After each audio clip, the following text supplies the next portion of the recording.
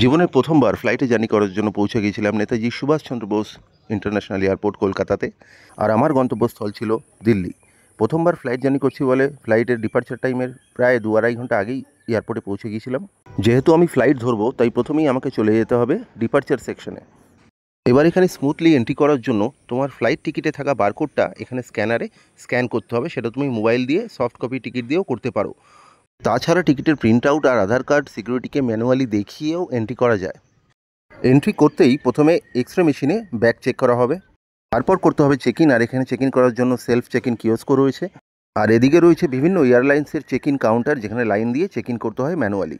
এই কাউন্টারগুলোতে টিকিট দেখিয়ে check in করে বোর্ডিং পাসটা কালেক্ট করতে হয়। কিন্তু আমি এই লাইন এড়ানোর জন্য ঘরে বসেই 48 ঘন্টা আগে থেকেই এয়ারলাইন্সের অ্যাপ থেকে চেক ইন করে নিয়েছিলাম, যাতে কী হয়েছিল আমার এয়ারলাইন্সের অ্যাপে মানে মোবাইলের মধ্যেই বোর্ডিং পাসের সফট কপি পেয়ে গিয়েছিলাম। তাই এখানে আর আমার চেক ইন করার দরকার পড়লো না। বোর্ডিং পাসের সফট কপিটাকে আপলোড করে ফেলতে হবে ডিজি ইয়াত্রা অ্যাপে, যেই অ্যাপ দিয়ে আমরা বোর্ডিং পাসটাকে এখানে স্ক্যান করে চেক ইন করবো নেক্সট কাউন্টারে।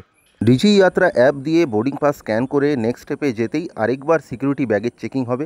সেগুলো করার পর পৌঁছে গেলাম এয়ারপোর্টের একদম লাস্ট স্টেপে। এই জায়গাটাকে একটা শপিং মলও বলা চলে, কারণ এখানে প্রচুর শপ রয়েছে আর এই শপে জিনিসপত্রের দাম কিন্তু বেশ চড়া।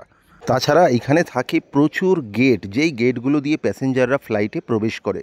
কোন গেট দিয়ে ফ্লাইটে প্রবেশ করতে হবে সেটা এই স্ক্রিনে দেখায়। যেমন আমার ফ্লাইট হচ্ছে এয়ার ইন্ডিয়া 2770 দিল্লি, দেখতে পাচ্ছ। আর আমার গেট নাম্বার দেখো এখানে দেখাচ্ছে 23, মানে 23 নম্বর গেট দিয়ে আমাকে প্রবেশ করতে হবে। ফ্লাইট ডিপার্চার টাইমের প্রায় 30-40 মিনিট আগে এই 23 নম্বর গেট থেকে প্রবেশ করলাম ফ্লাইটে ওঠার জন্য।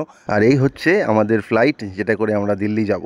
তারপর ফ্লাইটে উঠে বসে পড়লাম নিজের সিটে, যেটা ছিল একটা উইন্ডো সিট। প্রথমবার ফ্লাইট জার্নি করছি, উইন্ডো সিট না নিলে হয়? তারপর প্লেনটা রানওয়ে দিয়ে বিশাল গতিতে যেতে যেতে কখন যে স্মুথলি টেক অফ করে ফেললো বুঝতেই পারলাম না। আর প্লেনের জানলা থেকে এই দৃশ্য দেখার জন্যই তো উইন্ডো সিটটা নেওয়া। কি দারুণ না? প্লেন যত ওপরে যাচ্ছে নিচের সব জিনিসগুলো তত ছোট ছোট হয়ে যাচ্ছে। ওপর থেকে ইডেন গার্ডেন্সও দেখতে পেয়েছিলাম, তবে সেটা মোবাইলে আবদ্ধ করতে পারিনি, কিন্তু গঙ্গা নদীটা আবদ্ধ করতে পেরেছি। দেখতে পাচ্ছ, এই হচ্ছে আমাদের গঙ্গা নদী। এখন প্লেনের নিচে কত মেঘ দেখা যাচ্ছে, দেখো টুকরো টুকরো মেঘ।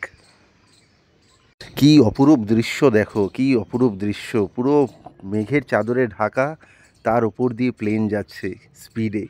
উফ, কি দারুণ দৃশ্য না? তারপর চলে এলো খাবার দাবার। চলো তোমাদের দেখাই কী কী খাবার আছে। এটা হচ্ছে কাটলারি, মানে এতে চামচ ছুরি এসব রয়েছে। তারপর এইটা দেখতে পাচ্ছ, এটা হচ্ছে ভেজ মিল, এটা হচ্ছে ভেজ বিরিয়ানি আছে এর মধ্যে। আর এইখানে দেখতে পাচ্ছ একটা ব্রাউনি রয়েছে, এটা ডেজার্ট টাইপের। আর এতে একটা ব্রেড আছে, ওখানে তোমার টক দই আছে, আর এখানে একটা জলের বোতল আছে।